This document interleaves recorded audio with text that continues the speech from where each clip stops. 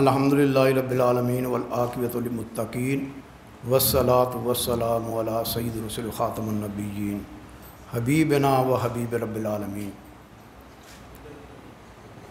خواتین و حضرات، آج جمعۃ الوداع ہے اور ہمارے اس درس قرآن کا یہ آخری پروگرام ہے اس سال کا۔ بقیہ انشاءاللہ یہ ہماری دعا ہے کہ یہ تا حیات یہ جاری و ساری رہے یہ سلسلہ۔ ہمارے آج کے مہمان خصوصی جناب پروفیسر ڈاکٹر حافظ مفتی عبدالباسط صاحب تشریف لا چکے ہیں۔ میں آج کا پروگرام اللہ تعالیٰ کے پاک نام سے شروع کرواتا ہوں۔ جناب حافظ حبیب الرحمن صاحب سے گزارش ہے کہ وہ آئیں تلاوت قرآن پاک سے آج کے پروگرام کا آغاز کریں۔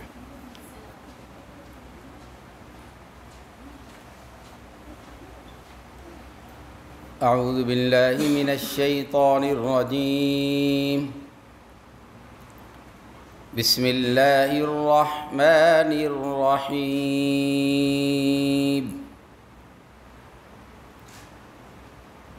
الہاکم التکاثر حتی زرتم المقابر، کلا سوف تعلمون ثم کلا سوف تعلمون، کلا لو تعلمون علم الیقین،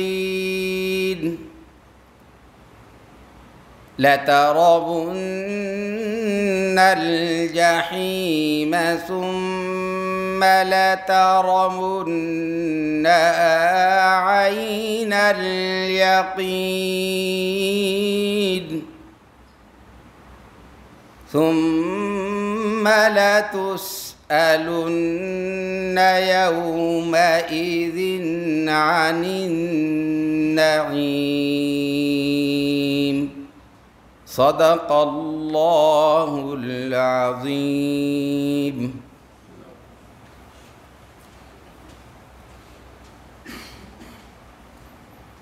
بجز حب محمد صلی اللہ علیہ وسلم کامل ایمان ہو نہیں سکتا، صرف اور صرف خدا کو ماننے والا مسلمان ہو نہیں سکتا۔ لاتعداد درود و سلام حضرت محمد صلی اللہ علیہ وسلم کی ذات پر۔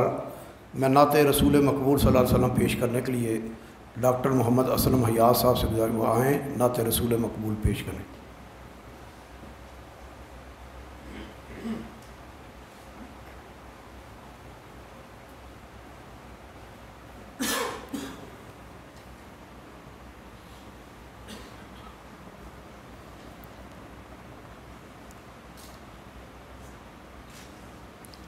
اے رسول امین، خاتم المرسلین،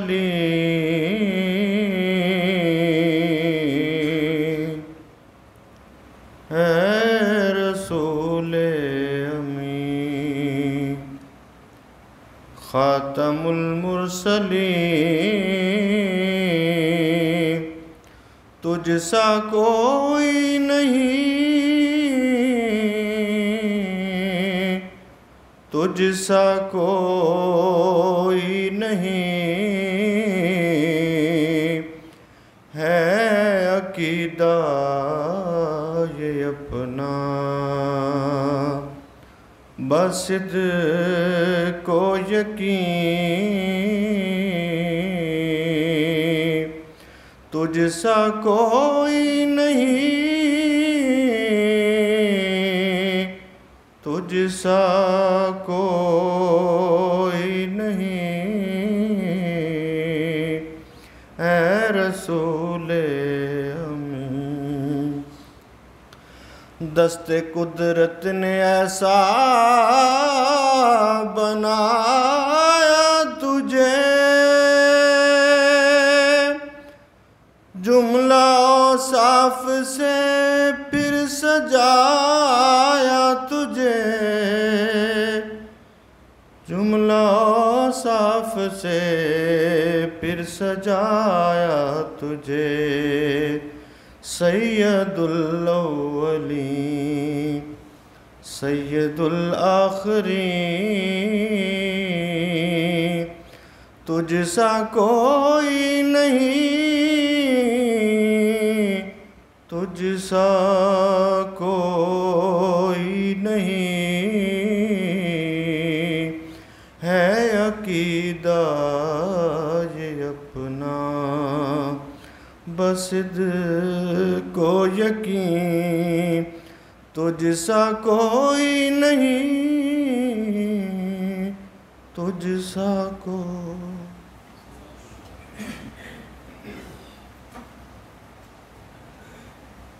ماشاءاللہ سبحان اللہ۔ اب میں بلا تاخیر آج کے ہمارے مہمان مقرر جناب ڈاکٹر مفتی حافظ عبدالباسط صاحب سے گزارش کروں گا کہ آج ان کا موضوع ہے رمضان المبارک اور ذکر الہی، اس پہ درس قرآن ارشاد فرمائے جناب مفتی عبدالباسط صاحب۔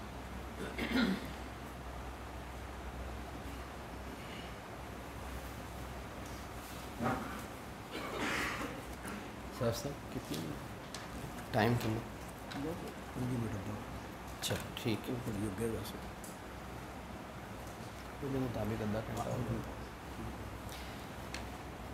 السلام علیکم ورحمۃ اللہ وبرکاتہ۔ الحمد للہ رب العالمین حمد الشاکرین والصلاة والسلام علی رسولہ الکریم وعلی آلہ واصحابہ اجمعین، اما بعد فاعوذ باللہ من الشیطان الرجیم، بسم اللہ الرحمن الرحیم۔ یا ایہا الذین آمنوا اذکروا اللہ ذکرا کثیرا وسبحوہ بکرۃ واصیلا، صدق اللہ العظیم۔ اللہم صلی وسلم علی نبینا محمد وعلی آلہ وصحبہ اجمعین، رب اشرح لی صدری ویسر لی امری واحلل عقدۃ من لسانی یفقہوا قولی۔ محترم و مکرم سامعین، خواتین و حضرات، رمضان المبارک کا آخری عشرہ ہے، اور یہ آخری عشرہ اللہ سبحانہ و تعالیٰ کی رحمتوں کو سمیٹنے کا عشرہ ہے، اپنی بخشش کروانے کا عشرہ ہے۔ رمضان المبارک کے فوائد اور رمضان المبارک کی حکمتوں میں سے ایک فائدہ اور حکمت یہ بھی علماء نے بیان کی ہے کہ یہ ماہ تربیت ہے۔ انسان کو 11 مہینوں کے لیے روحانی تزکیہ، تربیت اس مہینے میں حاصل ہوتی، لہٰذا ہمیں یہ رمضان اور اللہ تبارک و تعالی ہمیں صحت و عافیت کے ساتھ آئندہ آنے والے رمضان بھی نصیب فرمائیں۔ ہر ایک رمضان میں رمضان کی یہ حکمت اور اس کا یہ فائدہ اور مقصد ہمارے پیش نظر ہونا چاہیے، اور ہمیں ہر رمضان میں کوشش کرنی چاہیے کہ ہم اپنی زندگی پر ایک نظر ڈالیں اور دیکھیں کہ دینی اعتبار سے ہماری زندگی میں کہاں کمی اور کوتاہی ہے، اور پھر اس کو دور کرنے کی کوشش کریں۔ رمضان المبارک کے اعمال میں سے ایک اہم عمل جس کا رسول اکرم صلی اللہ علیہ وآلہ وسلم نے رمضان کے حوالے سے خصوصی طور پہ ذکر کیا، وہ اللہ سبحانہ و تعالیٰ کی یاد ہے اور اللہ سبحانہ و تعالیٰ کا ذکر ہے۔ ایک تو رسول اکرم صلی اللہ علیہ وآلہ وسلم نے ارشاد فرمایا کہ ذاکر اللہ فی رمضان مغفور لہ، جو رمضان المبارک میں اللہ کا ذکر کرتا ہے اس کی بخشش کر دی جاتی۔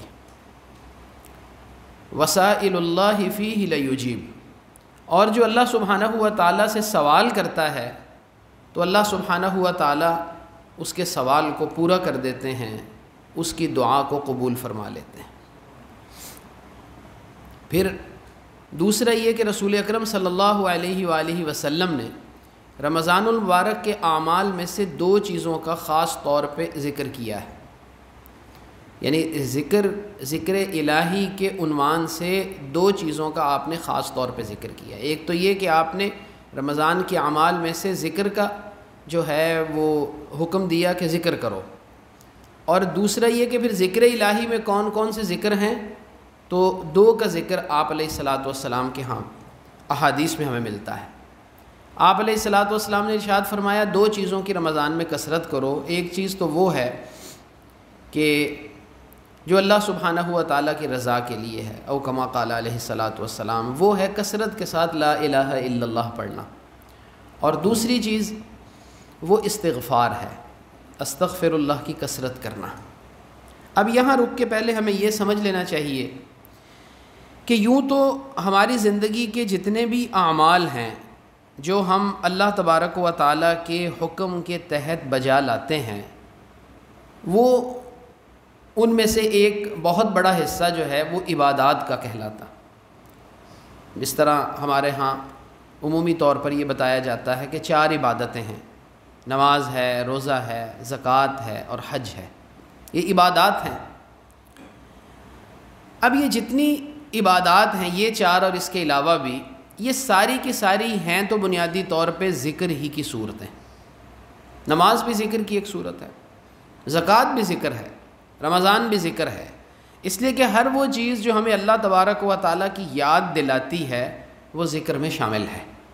نماز کے بارے میں ارشاد فرمایا وَأَقِمِ الصَّلَاةَ لِذِكْرِي، نماز کو میرے ذکر کے لیے قائم کرو، تو اس لحاظ سے نماز بھی ذکر ہوئی۔ قرآن کریم بھی ذکر ہے، قرآن کریم کے بارے میں، قرآن کریم کے ناموں میں سے ایک نام ہی ذکر ہے، اور پھر قرآن کریم کا مقصد ہی یہ بیان کیا گیا کہ وَلَقَدْ يَسَّرْنَا الْقُرْآنَ لِلذِّكْرِ فَهَلْ مِن مُدَّكِرٍ۔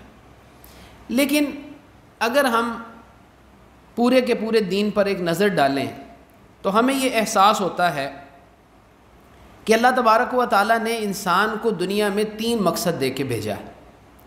انسان کا سب سے پہلا مقصد عبادت ہے، وَمَا خَلَقْتُ الْجِنَّ وَالْإِنسَ إِلَّا لِيَعْبُدُونَ، میں نے جن اور انسانوں کو، اللہ پاک ارشاد فرماتے ہیں، صرف اپنی عبادت کے لیے پیدا کیا۔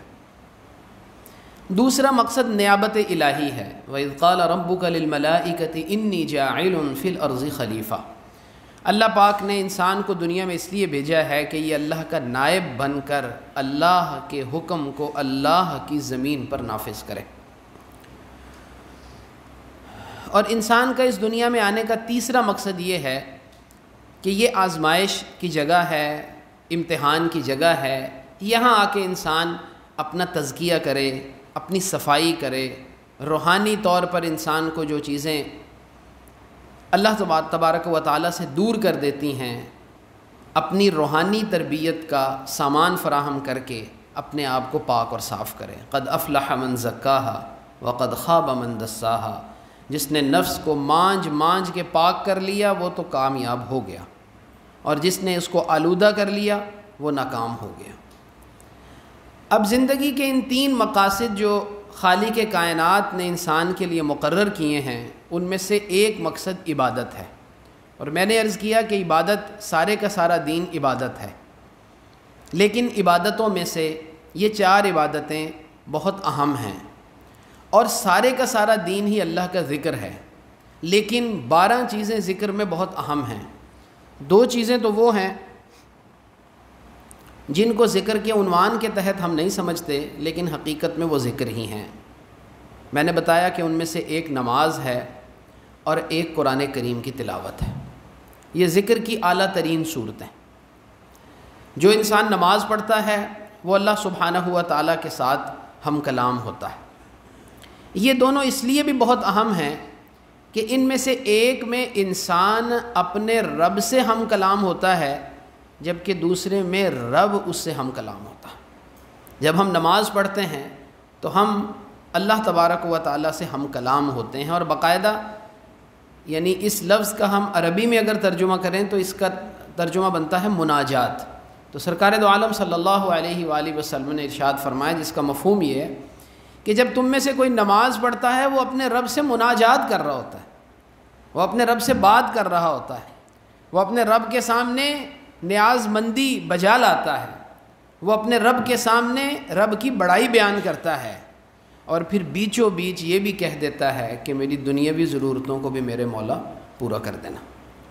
نماز ذکر کی اعلیٰ ترین صورت۔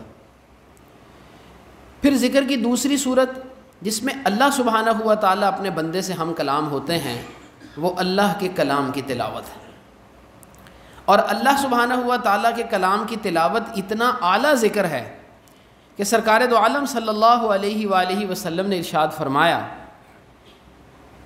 کہ اللہ تبارک و تعالیٰ ارشاد فرماتے ہیں من شغلہ القرآن عن ذکری و مسئلتی اعطیتہ افضل مما اعطی السائلین۔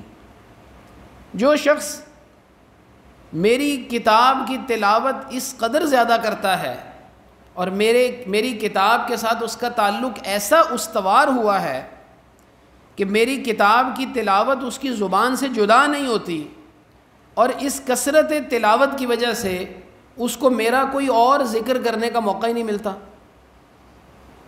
ومسئلتی، اور پھر میرا یہ بندہ میری کتاب کی اتنی تلاوت کرتا ہے کہ بیچارے کے پاس اتنا وقت بھی نہیں ہے کہ وہ اپنی حوائج اور اپنی ضروریات مجھ سے مانگ لے۔ من شغلہ القرآن عن ذکری و مسئلتی۔ تو اب اللہ تبارک و تعالیٰ کی ذات سے زیادہ غیرت کس میں ہو سکتی ہے، اور اللہ سبحانہ و تعالیٰ سے زیادہ اچھا بدلہ کس کے ہاں سے مل سکتا ہے۔ یہاں رک کے ایک بات، اگرچہ موضوع کے متعلق تو نہیں ہے لیکن رمضان ہے، تذکیر کا موقع ہے، میں آپ سے یہ بات عرض کروں کہ ہماری بہت ساری دعائیں اس لیے بھی قبول نہیں ہوتی کہ ہم اللہ تبارک و تعالیٰ سے معاذ اللہ بدگمان رہتے ہیں۔ ہمیں اللہ تبارک و تعالیٰ سے خوش گمانی نہیں ہے، ہمیں اللہ تبارک و تعالیٰ پر ویسا یقین نہیں ہے جیسا یقین ہونا چاہیے۔ اور یہ بات میں اپنی طرف سے نہیں کہہ رہا، سورۃ الزمر میں اللہ تبارک و تعالیٰ نے انسانوں سے شکوہ کیا ہے، وما قدر اللہ حق قدری، انہوں نے اللہ کو پہچاننے کا حق ادا نہیں کیا، انہوں نے اللہ کی قدر نہیں کی۔ جب انسان اللہ تبارک و تعالیٰ پر غیر متزلزل ایمان رکھتا ہے اور اللہ سبحانہ ہوا تعالیٰ پر اس غیر متزلزل ایمان کی وجہ سے وہ اللہ تبارک و تعالیٰ سے مانگتا ہے تو اللہ تبارک و تعالیٰ اسے ضرور عنایت فرماتے ہیں۔ ایسا ممکن نہیں ہے کہ اللہ تبارک و تعالیٰ اس کو عنایت نہ فرمائے۔ لیکن اب یہ بندہ ایسا ہے جس کے پاس مانگنے کا وقت ہی نہیں ہے، قرآن کی تلاوت ہی اتنی کرتا ہے، صبح و شام قرآن کی تلاوت کرتا ہے، اور الحمدللہ آج کے اس گئے گزرے دور میں بھی جس کو ہم پرفتن دور کہتے ہیں، ہم نے ایسے لوگوں کو دیکھا ہے اور ہم نے ایسے لوگوں کے بارے میں سنا ہے کہ قرآن کریم کی تلاوت کا ایسا معمول تھا کہ ضرورت کی بات کے علاوہ وہ تلاوت ہی کرتے تھے۔ یہ ہے من شغلہ القرآن عن ذکری و مسئلتی۔ قرآن اتنا زیادہ انسان پڑھے اور کلام الہی اس کے مسئلوں کو کیوں نہ حل کرے، اس لیے کہ اس کے مسئلوں کو حل اس ہستی نے کرنا ہے جس کا یہ کلام ہے۔ ہماری کوئی تحریر ہو تو ہمیں اس سے کتنی محبت ہوتی ہے۔ میری بات آپ توجہ سے سن رہے ہیں تو میرے دل میں آپ کے لیے قدر ہے کہ آپ اپنا وقت نکال کے میری بات سن رہے ہیں۔ تو اگر کوئی شخص اللہ سبحانہ ہوا تعالیٰ کے کلام کو پڑھ رہا ہو تو اللہ کی کیسی رحمت اس کی طرف متوجہ ہوگی۔ صرف ایک حدیث کا حوالہ دوں گا، پھر آگے چلتا ہوں چونکہ بات لمبی ہو جائے گی اسی موضوع پر۔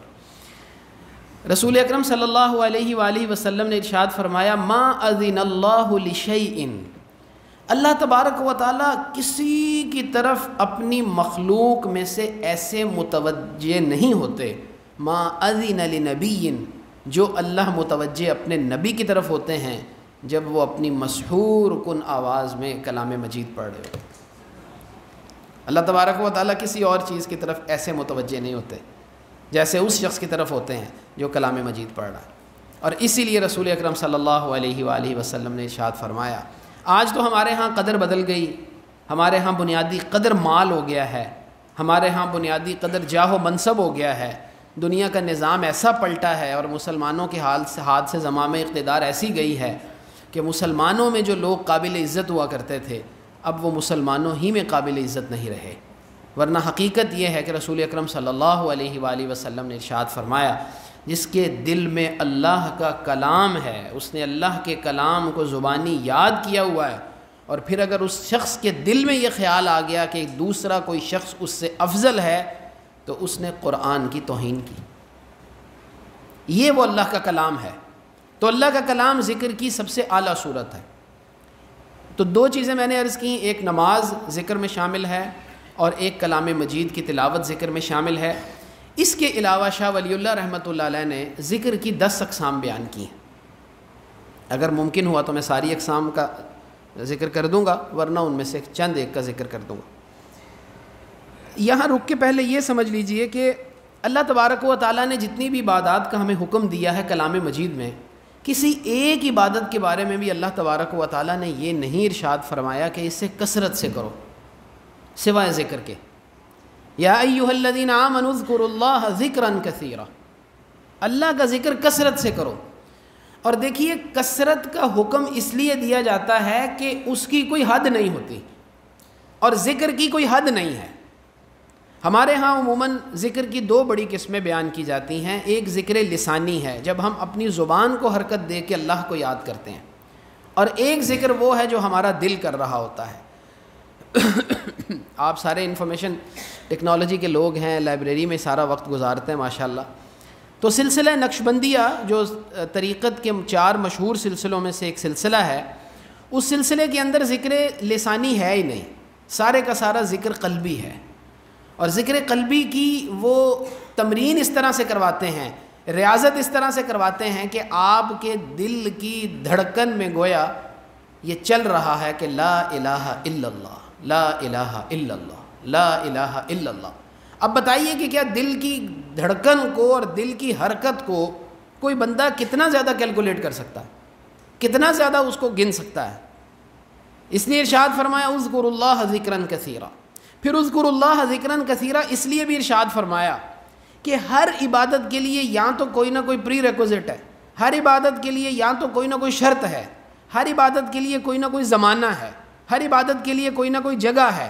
آپ کو بہت حج کا شوق ہے، لیکن آپ اپنے گھر میں بیٹھ کے تو حج نہیں کر سکتے، آپ کو حج بیت اللہ کے لیے سفر کرنا پڑے گا۔ تو حج ایک ایسی عبادت ہوئی جو زمان و مکان کے ساتھ خاص ہے۔ نماز بھی زمان کے ساتھ تو کم از کم خاص ہے، وقت ہوگا تو نماز پڑھیں گے آپ۔ پھر آپ نفل بھی پڑھنا چاہتے ہیں تو کم از کم وضو تو چاہیے، اگر وضو نہیں ہے تو آپ نفل نہیں پڑھ سکتے۔ نفل پڑھنا چاہیں تو 2 وقت جو ہیں وہ 3 وقت ایسے ہیں جن میں سجدہ حرام ہے، 2 وقت ایسے ہیں جن میں آپ نفل نہیں پڑھ سکتے۔ تو ہر عبادت کے لیے کوئی نہ کوئی زمانہ، کوئی نہ کوئی حد، کوئی نہ کوئی شرط رکھی گئی ہے سوائے اللہ کے ذکر کے۔ اذکروا اللہ ذکرا کثیرا وسبحوہ بکرۃ واصیلا، صبح و شام اللہ کو یاد کرو۔ وضو کی حالت میں ہے پھر بھی یاد کریں، وضو کی حالت میں نہیں ہے پھر بھی یاد کریں، ناپاکی کی حالت ہو گئی ہے پھر بھی اللہ کو یاد کریں۔ اللہ کی یاد انسان سے چھٹنی نہیں چاہیے۔ اور ذکر کا مفہوم ہمارے ہاں ایک اور بھی غلط فہمی یہ پائی گئی کہ ہم نے ذکر کا ترجمہ کر لیا اللہ کو یاد کرنے کا۔ حالانکہ دیکھیے ذکر کا مفہوم اللہ کو یاد کرنے کا نہیں ہے، اللہ کو یاد رکھنے کا ہے۔ اللہ کو یاد کرنے میں اور اللہ کو یاد رکھنے میں بہت فرق ہے۔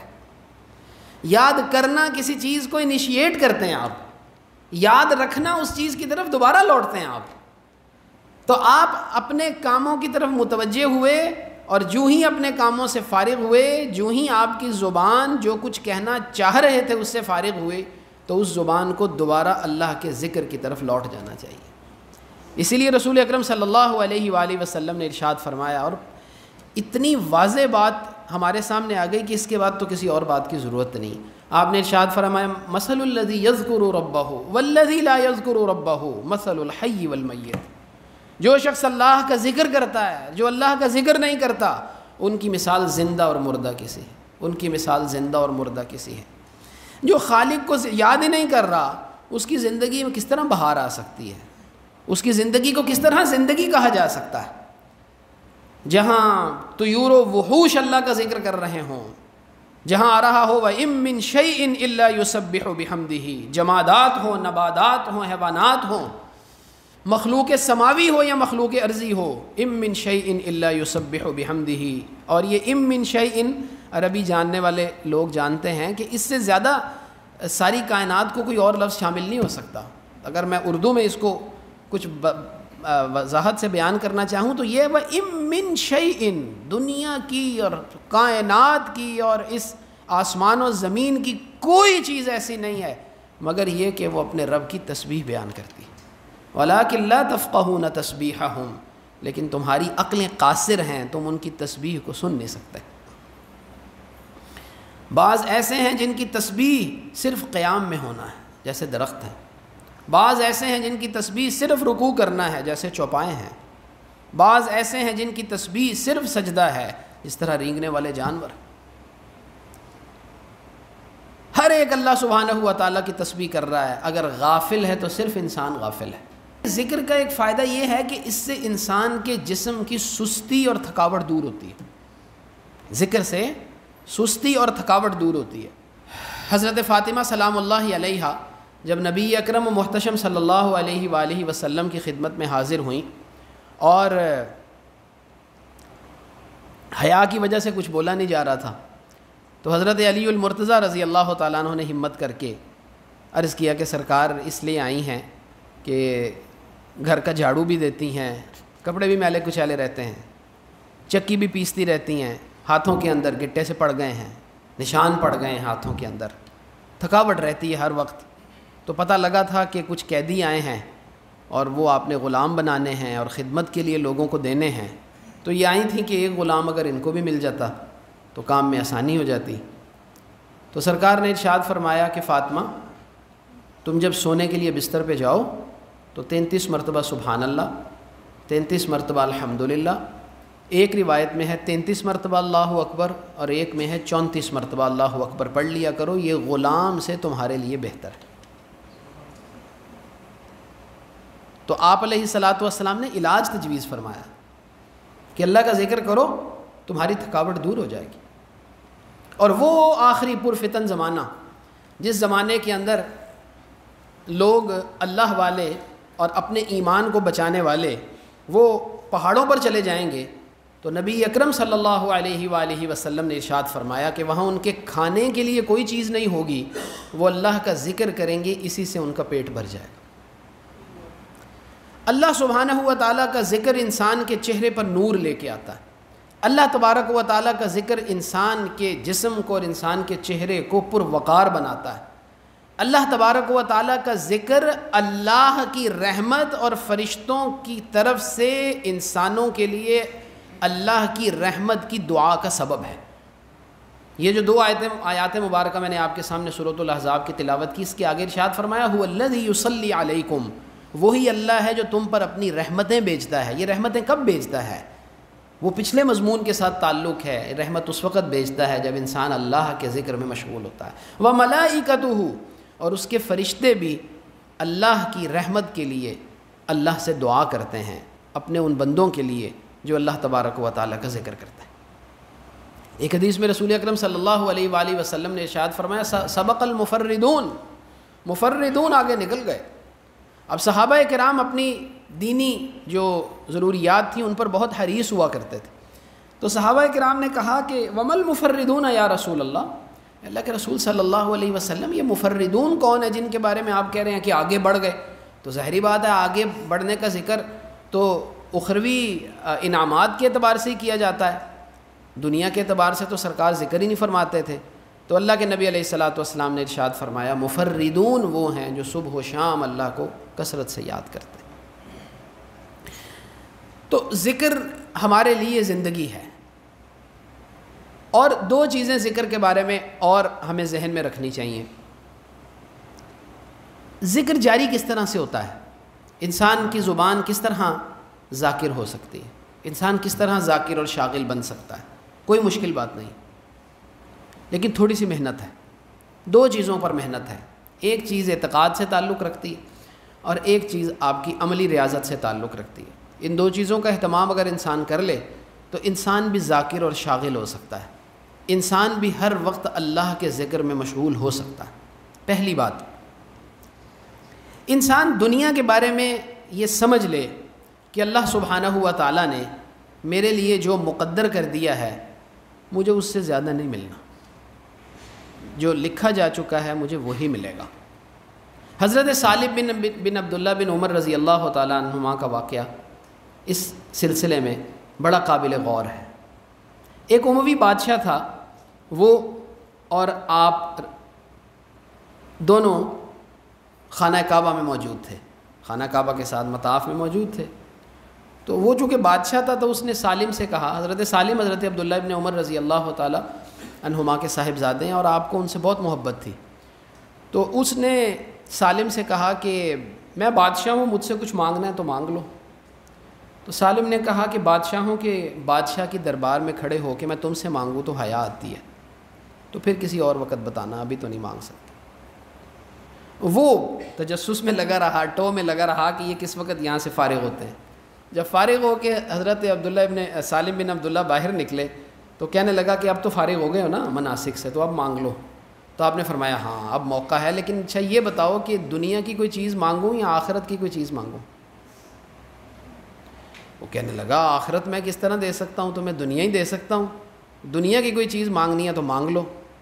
تو حضرت سالم نے کہا کہ میں نے دنیا بنانے والے سے کبھی دنیا نہیں مانگی، تو تم سے کیا دنیا مانگوں گا۔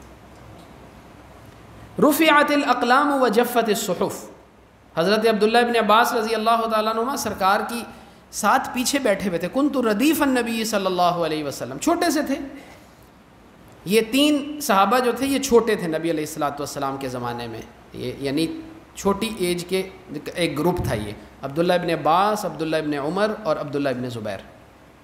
عبداللہ ابن زبیر وہ پہلے تھے جو مدینہ منورہ میں مسلمانوں کے ہاں پیدا ہوئے تھے، اور مسلمان بہت خوش ہوئے تھے، اس لیے کہ کفار نے مشہور کر دیا تھا کہ یہود نے ان پہ جادو کر دیا، اس لیے ہم مسلمانوں کے ہاں اولاد نہیں ہو سکتی۔ تو نبی علیہ الصلوۃ والسلام عبداللہ بن عباس سے بہت محبت کرتے تھے، ان کے چچا زاد بھی تھے، تو پیچھے بٹھا کے آپ علیہ الصلوۃ والسلام نے ایک دن ان سے کچھ باتیں کی، لمبی حدیث ہے، اب وقت بھی نہیں ہے، لیکن ان میں سے آخری بات آپ نے یہ ارشاد فرمائی تھی کہ رفعت الاقلام وجفت الصحف، قلمیں لکھ کے اٹھا لی گئی ہیں اور صحیفے خشک ہو چکے ہیں۔ اس لیے ایک تو انسان اپنے آپ کو یہ بات سمجھائے کہ دنیا کی باتیں کر کے مجھے کوئی فائدہ نہیں ہونا، اس لیے کہ میری قسمت میں جو لکھا ہے وہ مجھے مل کے رہنا ہے۔ ہمارے ہاں ہم لوگوں کے پاس جو سرکاری ملازم ہیں بہت وقت ہوتا ہے، لیکن وہ وقت فضول باتوں میں لگ جاتا ہے، باتوں کو کوئی فائدہ نہیں ہوتا۔ تو ایک تو اپنے آپ کو انسان یہ سمجھائے کہ میں نے باتیں دنیا کی کم سے کم کرنی ہے، اس لیے کہ مجھے اس کا فائدہ کوئی نہیں ہے۔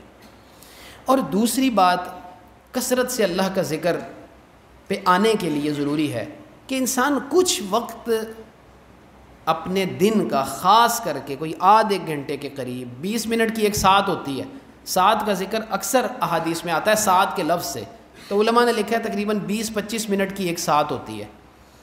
جیسے حدیث مبارکہ میں آتا ہے کہ جمعہ کے دن ایک ساعت ایسی ہے جس میں اگر کوئی مسلمان بندہ دعا کرتا ہے تو اس کی دعا قبول ہوتی ہے، تو یہ 20-25 منٹ کی ساعت ہے۔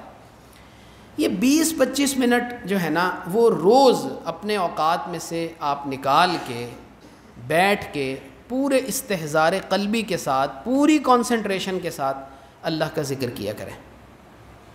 اگر یہ دو کام کر لیے جائیں تو انسان بھی اس خوشخبری کا مستحق ہو سکتا ہے کہ اذکر اللہ ذکرا کثیرا والذاکرین اللہ کثیرا والذاکرات، جو کثرت سے اللہ سبحانہ و تعالیٰ کا ذکر کرتے ہیں۔ اب میں جلدی سے آپ کے سامنے وہ جو 10 اقسام ہیں وہ صرف ان کے نام لے دیتا ہوں۔ 4 تو ارشاد فرمایا کہ تسبیح ہے، تحمید ہے، تحلیل ہے اور تکبیر ہے۔ سبحان اللہ کہنا، الحمدللہ کہنا، لا الہ الا اللہ کہنا اور اللہ اکبر کہنا۔ اور اگر یہ چاروں کسی کلمہ میں جمع ہو جائیں تو ان سے زیادہ خوبصورت اور کوئی کلمہ نہیں۔ سبحان اللہ والحمد للہ ولا الہ الا اللہ واللہ اکبر، چاروں کے چاروں اس میں آ گئے۔ نبی علیہ الصلوۃ والسلام نے ایک حدیث میں ارشاد فرمایا کلمتان خفیفتان علی اللسان ثقیلتان فی المیزان حبیبتان الی الرحمن، 2 کلمے ایسے ہیں زبان پر بالکل ہلکے ہیں، میزان میں رکھے جائیں تو بہت بھاری ہیں اور اللہ کو بہت محبوب ہیں، سبحان اللہ و بحمدہ سبحان اللہ العظیم۔ تو یہ جو تیسرا کلمہ ہے اس کا کثرت کے ساتھ ذکر کریں، یہ تسبیح ہے، تحمید ہے، تحلیل ہے، تکبیر ہے۔ پھر اس کے ساتھ 2 چیزیں اور ہیں۔ ایک چیز وہ استغفار ہے، استغفار کی کثرت کی جائے۔ اللہ سبحانہ و تعالیٰ سے اپنے گناہوں کی معافی مانگی جائے۔ اور دیکھیے استغفار صرف معافی کے لیے نہیں ہے، ہمارے یہاں عموماً یہی سمجھا جاتا ہے کہ استغفار کا مطلب ہے اپنے گناہوں کی مغفرت طلب کرنا، تو ظاہری بات ہے گناہوں کی مغفرت تو پھر گناہوں کے بعد ہی ہوگی نا، ایسا نہیں ہے۔ اگر ایسا ہوتا تو ہمیں یہ حکم نہ دیا جاتا کہ نماز کے بعد بھی استغفار کرو، نماز تو خالص اللہ کی عبادت ہے، عبادت کے وقت میں تو کوئی انسان نافرمانی نہیں کر رہا، لیکن حکم یہ ہے کہ جب فرض نماز پڑھو تو پڑھو اللہ اکبر، استغفر اللہ استغفر اللہ استغفر اللہ۔ استغفار بنیادی طور پہ اللہ تبارک و تعالیٰ کے حق میں انسان سے جو بھی کمی کوتاہی ہو جاتی ہے اس کا مداوع ہے، اس کا مداوع ہے۔ انبیاء کرام علیہم الصلاۃ والسلام معصوم ہیں، گناہ نہیں ہوتا، لیکن نبی اکرم محتشم صلی اللہ علیہ وآلہ وسلم ارشاد فرماتے ہیں انی لاستغفر اللہ فی کل یوم 70 مرۃ، میں محمد مصطفیٰ جن کے لیے کائنات پیدا کی گئی ہے، میں 70 مرتبہ روز اللہ سے استغفار کرتا ہوں۔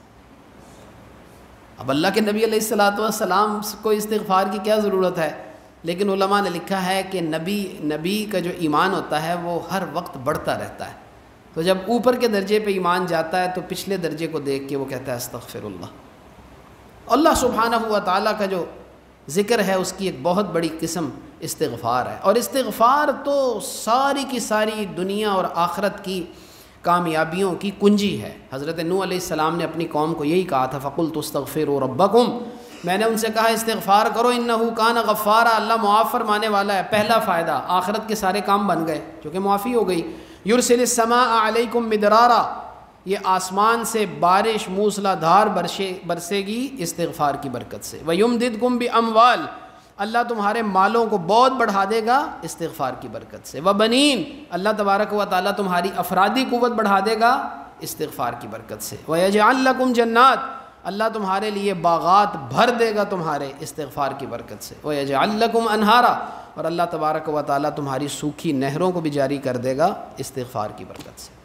اس لیے نبی علیہ الصلاۃ والسلام نے ارشاد فرمایا من لزم الاستغفار، جو استغفار کو لازم کر لیتا ہے اپنے اوپر، جعل اللہ له من كل هم فرجا ومن كل ضيق مخرجا ورزقه من حيث لا يحتسب، اللہ تبارک و تعالیٰ ہر تنگی میں اس کے لیے رستہ بنا دیتے ہیں، اور اللہ تبارک و تعالیٰ ہر غم سے نکلنے کا اس کے لیے کوئی مداوع اور ہر غم سے نکلنے کا کوئی رستہ بنا دیتے ہیں، اور ایسی جگہ سے اس کو رزق ملتا ہے کہ اس کو اس کا گمان بھی نہیں ہوتا۔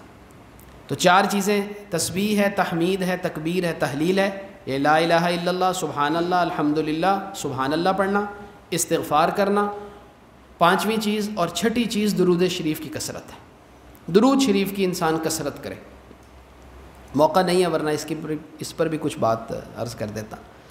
پھر اس کے علاوہ اللہ تبارک و تعالیٰ سے پناہ، اللہ کی پناہ میں آنا یعنی تعوذ، اور اللہ تبارک و تعالیٰ سے اپنی ضروریات کو مانگنا۔ دعا مستقل ذکر ہے، دعا مستقل ذکر ہے۔ ایک آدمی آدھ گھنٹہ لگا کے نوافل پڑھتا ہے، اور ایک آدمی اسی آدھ گھنٹے کے اندر اول سے لے کے آخر تک، پہلے منٹ سے لے کے آخری منٹ تک اللہ سے صرف اپنی دنیا مانگتا ہے، یقین کیجئے دونوں برابر ہیں۔ ہم دعا کو ذکر سمجھتے ہی نہیں ہیں، دعا باقاعدہ ذکر ہے، الدعاء هو العبادہ، دعا انسان جس قدر انہماک سے کرتا ہے اسی قدر اللہ تبارک و تعالیٰ سے اس کا تعلق بنتا ہے۔ تو دعا بھی ذکر کا ایک حصہ ہو گیا، اسی طریقے سے توکل بھی اللہ کے ذکر کا ایک حصہ ہے۔ اپنی زبان سے بار بار یہ کہنا کہ یا اللہ میں تو تیرے ہی پر بھروسہ رکھتا ہوں، تو ہی میرا بھروسہ ہے، تو ہی میری امید ہے، تجھ ہی سے میری دعائیں وابستہ ہیں، تجھ ہی سے میری امیدیں وابستہ ہیں، التجائیں تیری ہی بارگاہ میں ہیں۔ اسباب کو اختیار کر کے اسباب سے نکلنے والے نتیجے کو اللہ کے سپرد کر دینے کا نام توکل ہے۔ تو توکل ایک مستقل ذکر ہے۔ تو ذکر کی یہ اقسام ہیں، ہمیں کوشش یہ کرنی چاہیے کہ رمضان المبارک کے جتنے دن باقی رہ گئے ہیں ہم ان دنوں کے اندر کوشش کر کے اپنے آپ کو ذاکر اور شاغل بنا لیں، کوشش کر کے اپنے آپ کو اللہ کا کثرت سے ذکر کرنے والا بنا لیں۔ اگر ہم نے اپنے آپ کو اس کا عادی بنا لیا اور اس پر ہم آ گئے تو امید ہے کہ رمضان المبارک کے حقیقی مقاصد میں سے ایک مقصد ہمیں حاصل ہو جائے گا۔ اللہ تبارک و تعالیٰ سے دعا ہے کہ اللہ کریم جو کہا گیا ہے، جو سنا گیا ہے، کہنے والے کو بھی عمل کی توفیق عطا فرمائے، اور سننے والوں کو بھی عمل کی توفیق عطا فرمائے۔ وآخر دعوانا ان الحمد للہ رب العالمین۔ جزاک اللہ جی۔ حضرت مفتی صاحب رمضان اور ذکرائی کے حوالے سے درس قرآن دے رہے تھے، اللہ تعالی ہم سب کو اس پہ عمل کرنے کی توفیق دے۔ اب میں ہمارے اس پورے پروگرام کے جو میزبان ہوتے ہیں محترم جناب ڈاکٹر محمد ہارون عثمانی چیف لائبریرین، ان سے میں گزارش کروں گا کہ وہ آئیں اپنے خیالات کا اظہار کریں۔ جناب ڈاکٹر ہارون عثمانی صاحب۔ اعوذ باللہ من الشیطان الرجیم، بسم اللہ الرحمن الرحیم۔ الحمدللہ ایک اور جمعہ اور ایک اور ہمیں موقع ملا کہ ہم اپنے ایمان کو تازہ کر سکیں، وہ باتیں جو ہم بھول جاتے ہیں پورے سال میں ان کو دوبارہ سے یاد کر سکیں۔ میں شکر گزار ہوں پروفیسر ڈاکٹر مفتی حافظ عبدالباسط صاحب کا۔ آپ ہر سال کی طرح اس مرتبہ بھی آپ نے ہمیں وقت دیا اور ہمیں اس قابل بنایا کہ ہم وہ چیزیں وہ باتیں دہرا سکیں اور اپنے آپ کو اس ایمان پر ثابت کر سکیں، ثابت قدم کر سکیں، جو شاید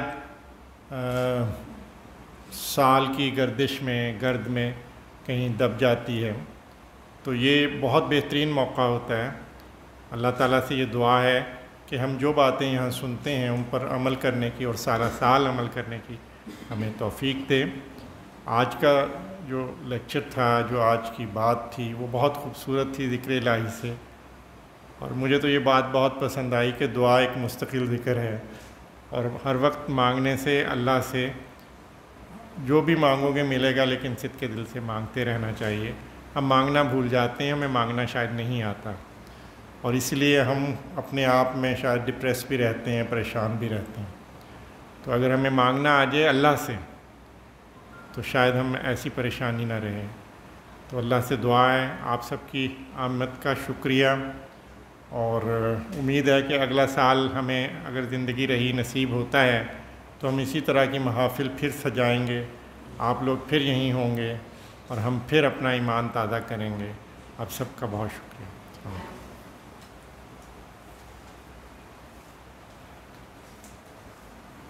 آخر پہ جیسے مفتی صاحب نے فرمایا کہ بعض گھڑیاں ایسی ہوتی ہیں جس میں دعا قبول ہوتی ہے۔ جمعۃ الوداع ہے، بابرکت دن ہے۔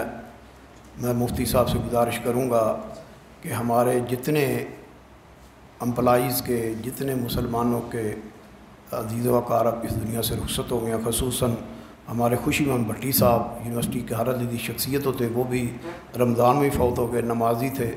اسی طرح اور بھی جتنے عزیز و اقارب فوت ہوئے ہیں، ناصر احمد صاحب کے بڑے بھائی فوت ہوئے ہیں، اور جو مجھے یاد نہیں، بہرحال جتنے بھی ہیں ان کے لیے بھی دعائیں مغفرت کریں، بیماروں کے لیے بھی کریں، اور اس ملک پاکستان کے لیے بھی کریں، غزہ کے مسلمانوں کے لیے کریں، اور خصوصاً پنجاب یونیورسٹی کی یہ جو مالی بحران ہے اس کے سلسلے میں اللہ تعالیٰ سے خصوصی دعا مانگے کہ اللہ تعالیٰ پنجاب یونیورسٹی کے حالات پہ رحم کرے اور ملازمین کے اندر خوشی آئے۔